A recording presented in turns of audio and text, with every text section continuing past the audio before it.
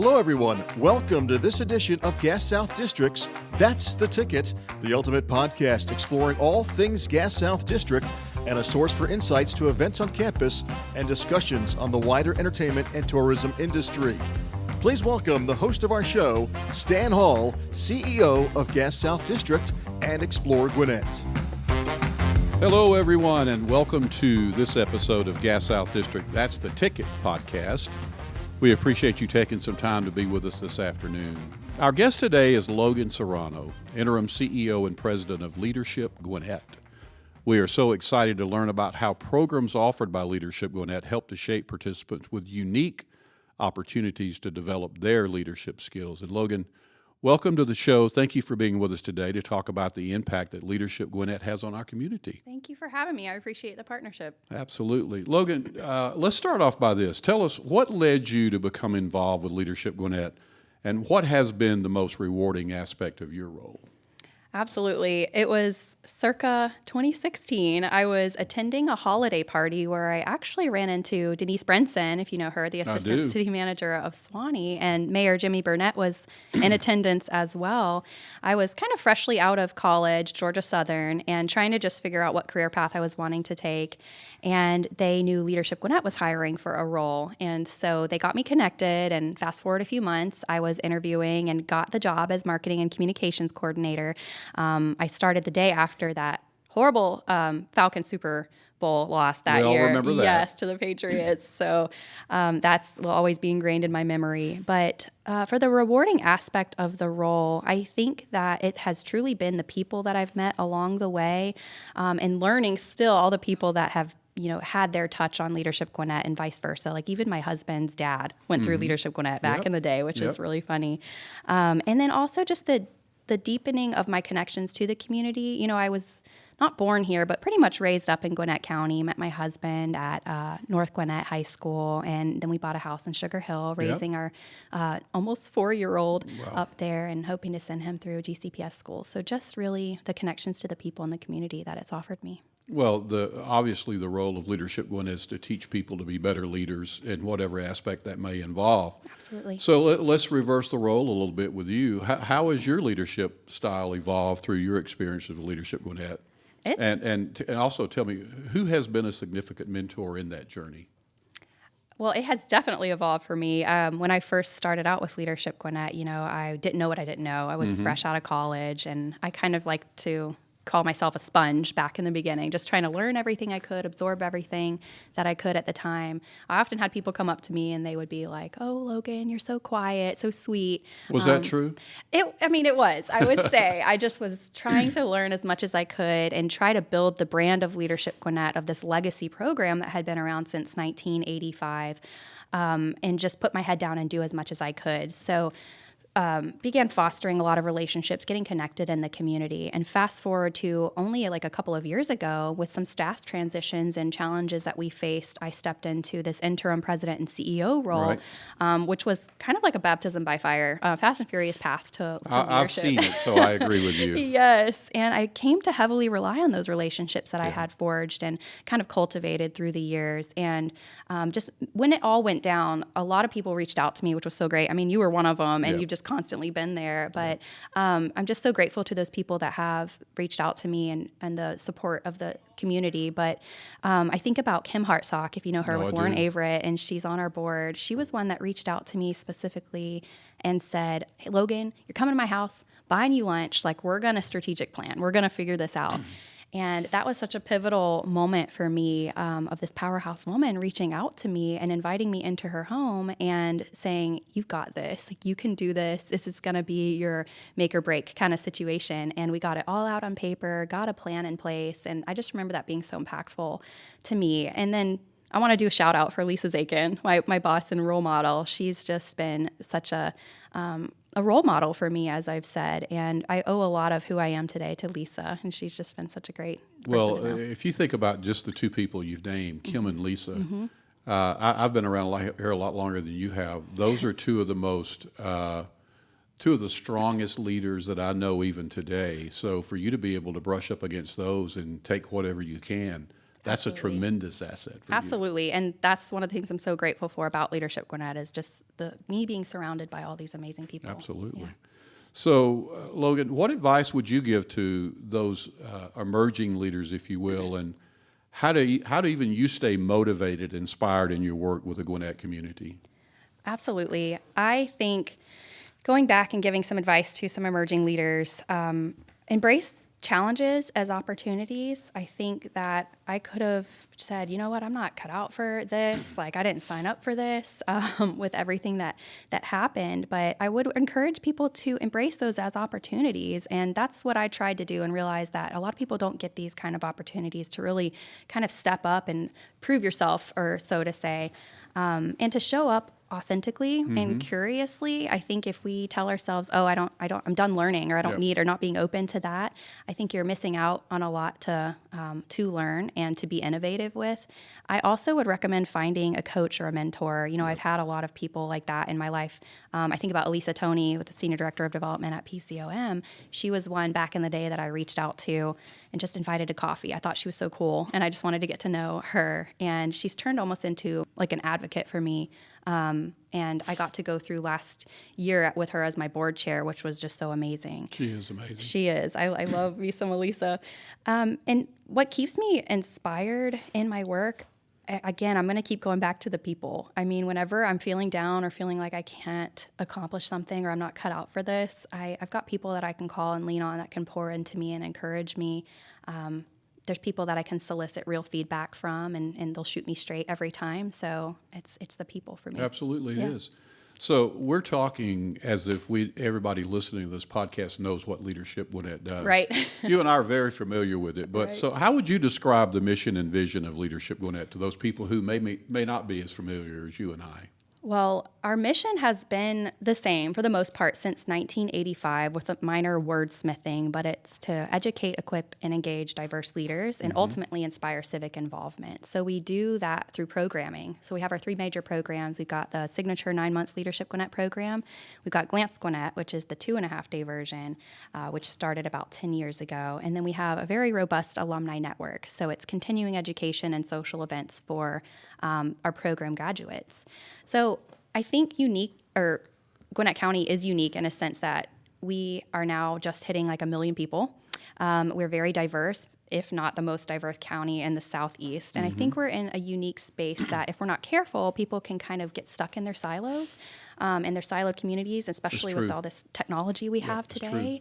So I think Leadership Gwinnett is so brilliant at bringing people together out of their silos together over one mission, which is to talk about the issues and challenges that are facing Gwinnett County, and how we can be a part of, change in Gwinnett County. So I think Leadership Gwinnett kind of strips people of those titles and those big fancy clothes, gets them off, the title thing, and getting to know people as real people. And I think that allows you to be able to have some tough conversations and then walk away as friends after and realize we really want the same things. We just might not agree about how we get there, but we value a lot of the same things. So it's not about agreement. It's really about understanding each other. You and I have had this conversation before, but I'm very much connected to the Leadership Gwinnett organization. I am not an alumni of Leadership Gwinnett. I know. And I've told you before, I'm not nearly that disciplined. Well, you're honorary alum. I'm an honorary member. Thank you for that. Yes. So, Logan, this niche, if you will, as it relates to leadership, that's nothing new in the business corporate world. I happen to believe that it's the best program out there. But what differentiates Leadership Gwinnett from other leadership development programs, in your opinion? Well, it's funny that you say it's the best. Because It is the best. It is the best. I actually have Michael Thurman. He's the CEO of DeKalb County. He's actually quoted on our website, and I asked him for permission. But he comes to speak at our retreats a lot, and he says that Leadership Gwinnett is the best of the best of leadership programs in America. So I will absolutely take that. And I think what makes Leadership Gwinnett so great, again, the people, the alumni. So we spend all of this time educating and equipping these alumni through our programming, and then we engage them back into the program after the fact. So we have 250 volunteers every year that come back and help do our programs. They're on our board, steering committee, tri-chairs, planning committees, glance committee, alumni committees, all the committees. And I think we've calculated it before, and it's about 10,000 hours of work that they put into it. Yeah. So again, I don't think any other program brings people together quite like how we do. That we're cognizant how adults learn, how programs are being put together. Is it death by PowerPoint? Who's at the table? What are we talking about? What do we need to be talking about? Pivoting, the conversations. Two more things is I think that it allows people and adults and business leaders and folks like that to just have some fun. Yeah. I think we're missing that component these days. And another piece that makes us unique is the confidentiality agreement, which sounds strange at first. I hear it all the time. What happens in Leadership Gwinnett stays in Leadership Gwinnett. But it allows people to have that safe space to be able to say things or have those more difficult conversations to talk about the real nitty-gritty aspects of what's going on and not have to fear that it's going to be blasted all over social media. Yeah, So I think that's...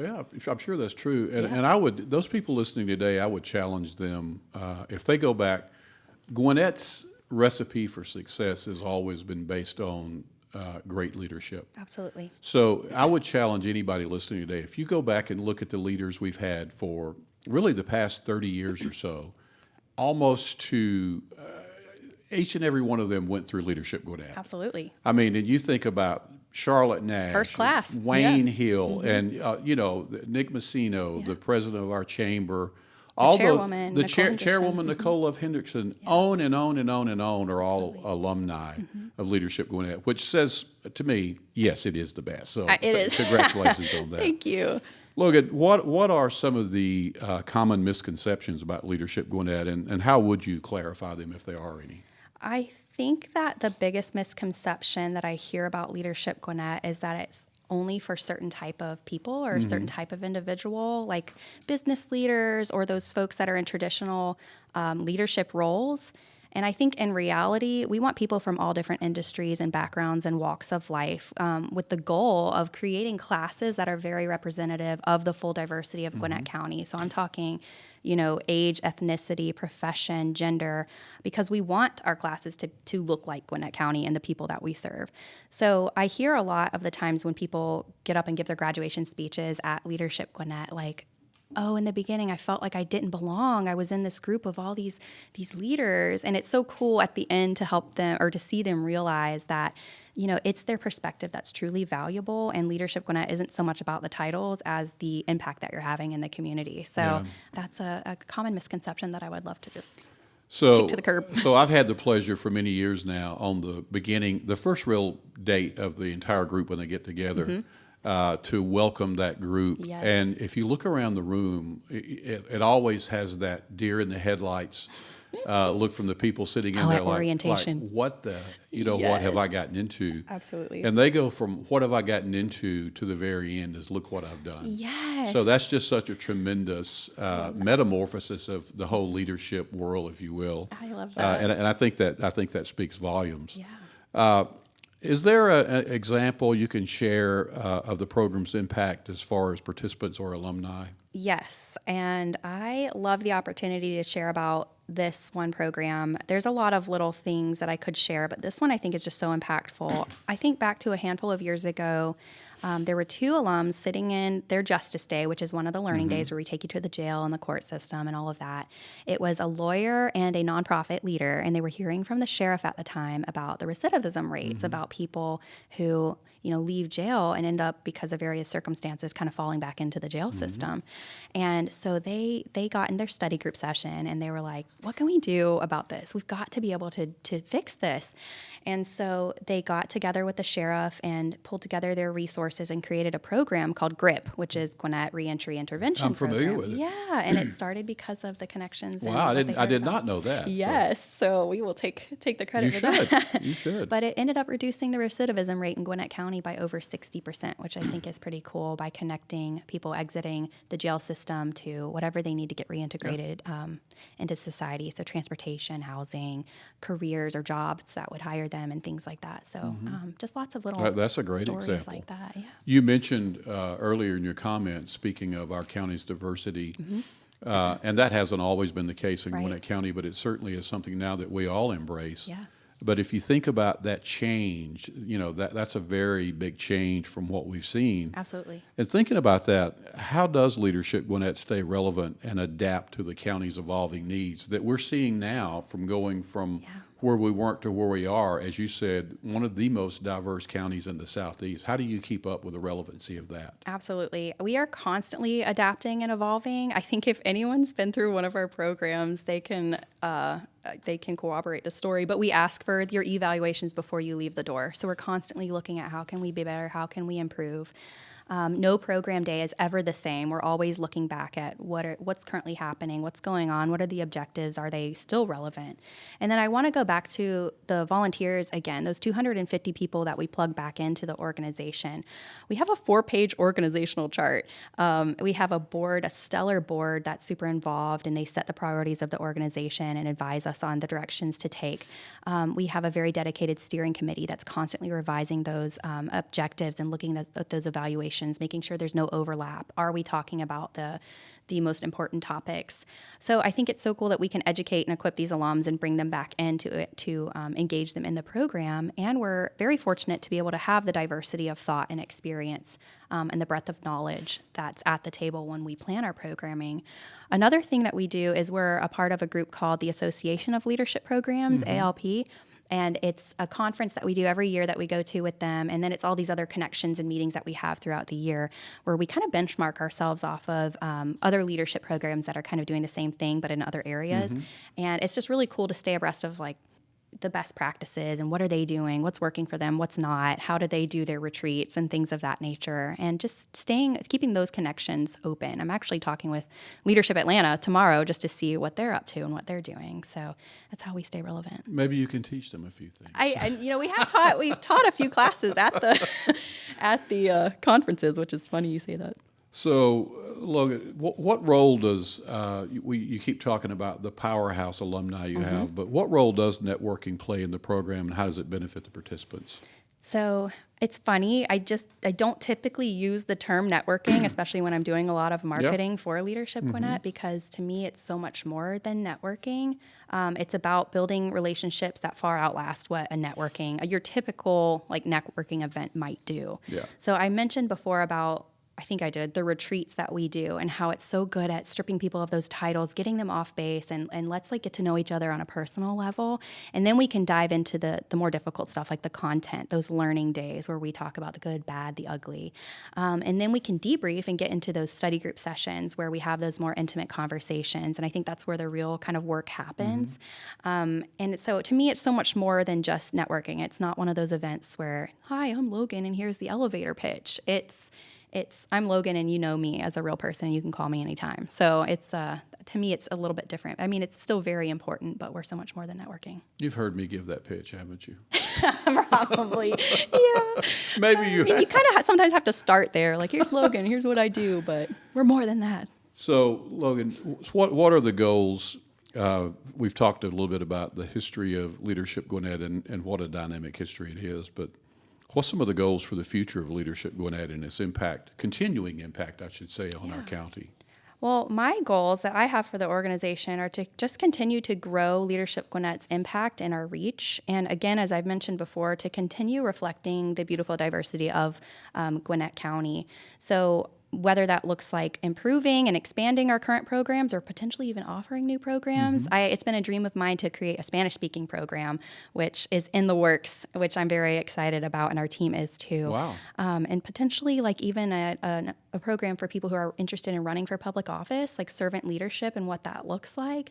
If it were up to me, I don't think it's legal, but I would love if everyone who runs for office had to do, a program like Leadership Gwinnett, because I don't think you can truly lead your community without knowing your community and the people that live here. That is so interesting because, they have a program at UGA at Carl Vinson but that's after you're elected. They put you through some sort of a leadership program to sort of get you into that governmental role. Right. But to be able to do it for people who are aspiring at this level, I love that idea. Thank you. Absolutely. Well, then we might hit the ground running with that one.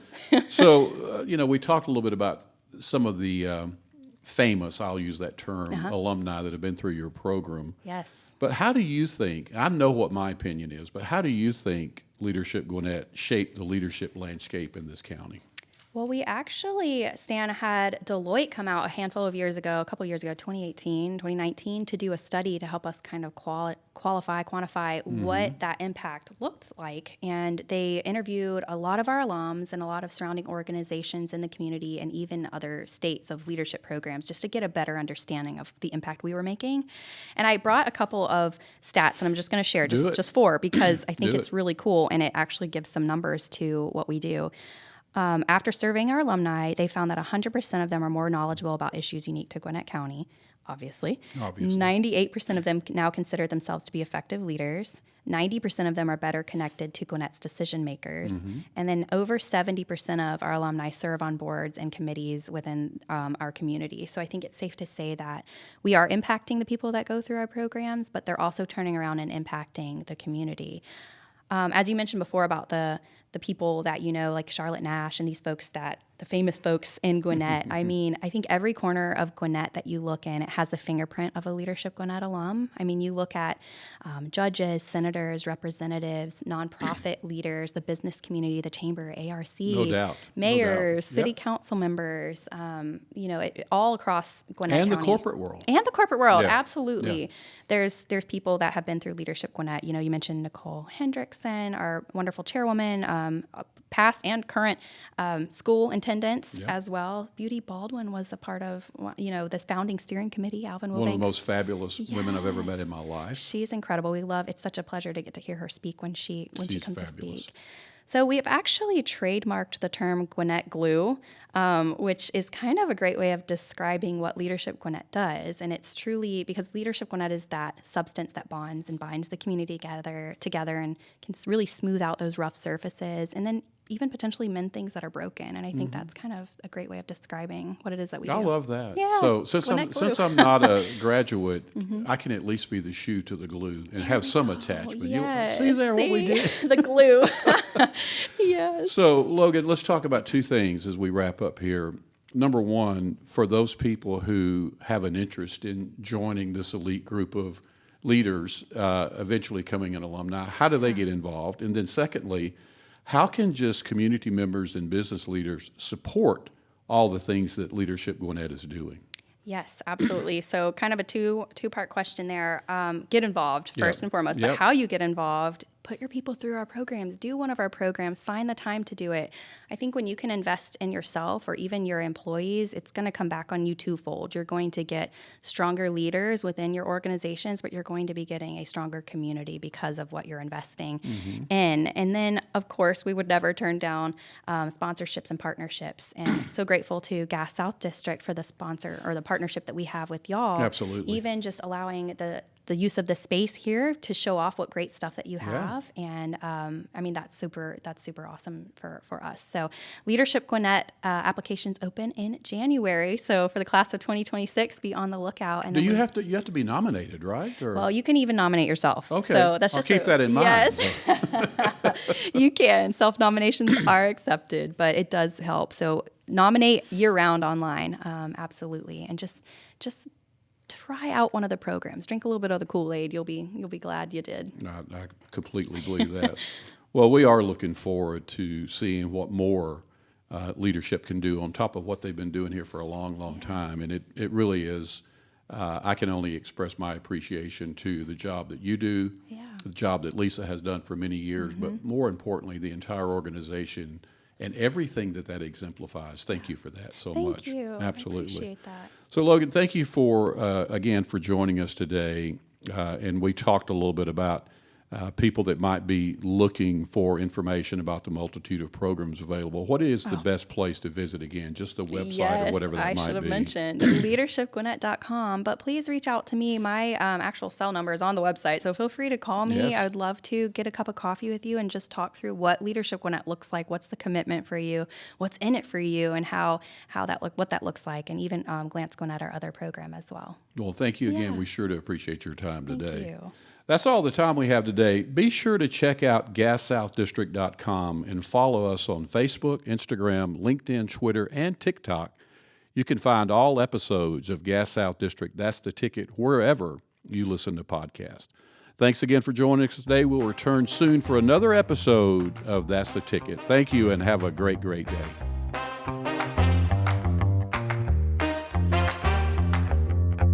Thanks for joining us today, and we hope you enjoyed the episode. For show notes and further information about Gas South District and upcoming events, please visit our website at gassouthdistrict.com. That's the Ticket.